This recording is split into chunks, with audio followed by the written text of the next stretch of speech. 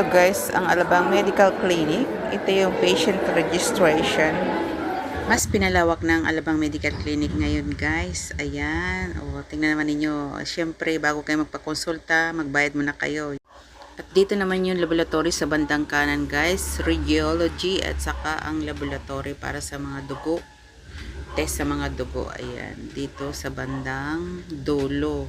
Ayan, malayo ang pagitan nila guys. At pwede kayong kumain guys sa dulo doon. Ayan guys. At bago sa lahat guys, punta muna kayo dito sa queuing number. Kumuha kayo ng number dito. At kung sakaling kayo nagugutom na guys, may pagkain dito guys na nabibili. Ayan, nakabili tayo ng hotdog sandwich dyan guys. At with water.